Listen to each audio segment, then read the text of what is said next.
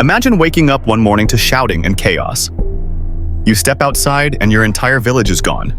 Your neighbors, your friends, maybe even your family have been taken. You don't know if you'll ever see them again.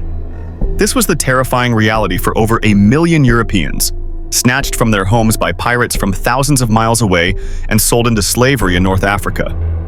And the story doesn't end there. From brutal coastal raids in Spain and Italy to unimaginable journeys across the Mediterranean, and even as far north as Iceland, the reach of this so-called white slavery is both shocking and largely forgotten. We'll also explore the forced labor and suffering of the Irish in the Americas, the crucial difference between indentured servitude and racialized slavery, and why these histories have been distorted over time. By the end of this video, you'll understand the real history behind a term that's been misused online, and see just how complex, messy, and human these stories truly are. Stay with me as we uncover the terror of the Barbary pirates and the European towns they raided. The shocking story of Icelanders kidnapped and sold into slavery. How Miguel de Cervantes, the author of Don Quixote, survived years in captivity. The reality of Irish indentured servitude in the Americas, and how it's been misrepresented, and why these stories have been forgotten, and why understanding them accurately matters today. This isn't just history, it's a lesson about human resilience, suffering, and the dangerous ways stories can be twisted. Welcome to True History in Minutes. I'm Liam Foster, and on this channel, we uncover the truth about historical events that have shaped our future. If you like this type of content, please consider subscribing and turning on notifications. It directly supports the growth of this channel. Now, sit back and enjoy this episode. Let's travel back to the 16th century. The Mediterranean Sea, often romanticized as a hub of trade and culture, was also a place of constant danger. This was the era of the Barbary pirates, raiders from the coasts of North Africa, from places like Algiers, Tunis, and Tripoli. And these weren't your swashbuckling Hollywood pirates. No, these were part of a vast organized network capable of terrorizing coastal towns from Italy all the way to the icy shores of Iceland. Their primary goal? Capturing people. Between the 16th and 19th centuries, historians estimate that over 1 million Europeans were captured and sold in the slave markets of North Africa. Yes, over 1 million. Imagine living in a small coastal village in Spain or Ireland. You'd go to bed at night, listening to the waves, but also knowing that raiders could storm your town before sunrise. These pirates didn't just attack ships at sea. They conducted full-scale raids on land, marching miles inland to seize entire villages. Families could vanish overnight. One of the most shocking examples happened in 1627, in a place you'd never expect. Iceland. Raiders from Algiers sailed thousands of miles north, sacked the coast, and carried off nearly 400 Icelanders. Think about that. People living in remote North Atlantic settlements, suddenly chained and transported to the sweltering heat of North Africa. The terror, the disorientation, it's almost unimaginable. The journey itself was brutal. Captives were packed into the holds of ships like cargo. Many didn't survive the voyage. Those who did were paraded through the streets and sold in open-air markets, their value determined by age, health, and skills.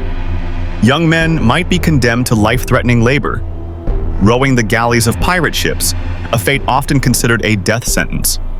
Women faced equally horrifying destinies, sold into households or forced into servitude. Here's something many people don't realize. Social status didn't always protect you. Nobles, merchants, priests, no one was safe. Wealthy families might be able to raise a ransom, but that was never guaranteed. In fact, religious orders like the Trinitarians and the Mercedarians were formed specifically to travel to North Africa, negotiate with slave owners, and try to bring captives home. They were early humanitarians in a world filled with brutality. One of the most famous captives? Miguel de Cervantes, the author of Don Quixote. Captured in 1575 as a Spanish soldier, he spent 5 grueling years in Algiers. He attempted to escape 4 times before his family finally raised a ransom. Cervantes' experiences shaped his writing. His tales of adventure and tragedy weren't just fiction. They came from a place of profound personal trauma. To fully understand this, let's look at the mechanics of the Barbary slave trade. The pirates had a system, sophisticated networks of informants, coastal lookouts, and ship fleets. They didn't just stumble upon victims, they meticulously planned raids.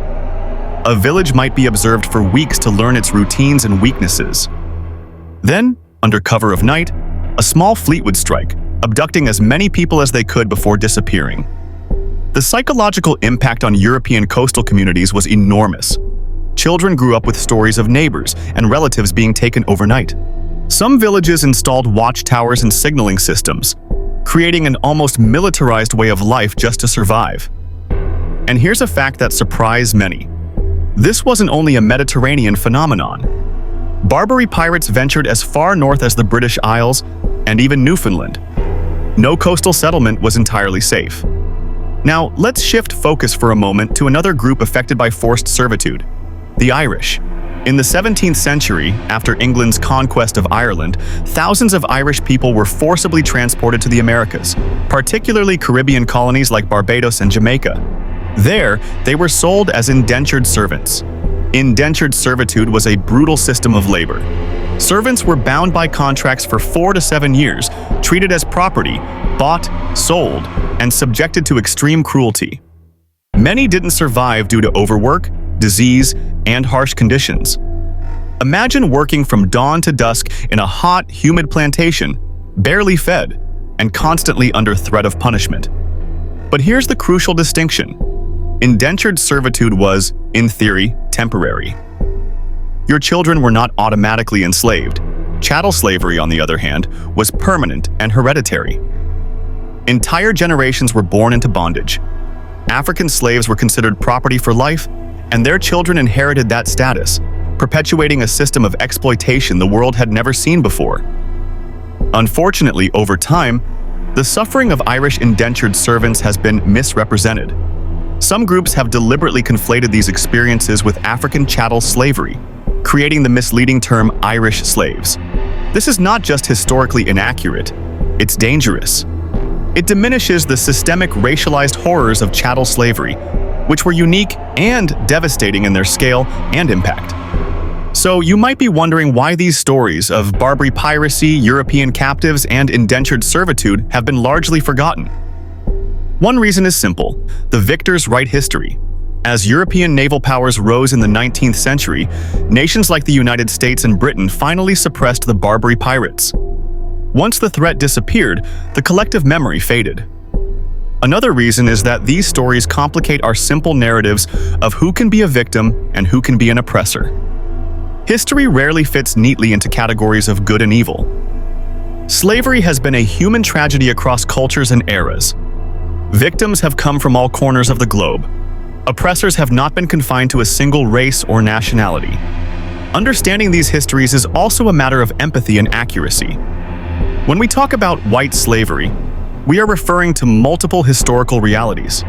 The Barbary slave trade that affected over 1 million Europeans, and the forced indentured servitude of people like the Irish. These are real events, marked by pain and suffering, but they must be understood accurately. Acknowledging these histories does not diminish the horrors experienced by African slaves or any other victims of human cruelty. In fact, understanding the differences gives us a clearer, more honest picture of our shared past. It challenges us to confront uncomfortable truths, rather than accept simplified, distorted narratives. History is messy, it's painful, and it's full of stories that demand to be told correctly. By examining them closely, we honor the experiences of those who suffered and equip ourselves to better understand the world we live in today. Before we wrap up, consider this. History is not just a collection of dates and events. It's the lived experiences of real people. The fear in a child's eyes, the resilience of captives who survived unimaginable hardships, and the struggles of indentured servants enduring brutal labor for years. When we study these stories carefully, without distortion, we gain not just knowledge but insight into the human condition. So, the next time you see the term white slavery online, remember, it's rooted in real historical events, but it's also been misused and distorted. The truth is complex, painful, and far more instructive than a simple catchphrase ever could be. Thank you for joining me on this deep dive into a complex and often overlooked chapter of history. If you found this enlightening, hit that like button and subscribe for more stories that challenge what you think you know. And as always, I'd love to hear your thoughts. Share them in the comments below.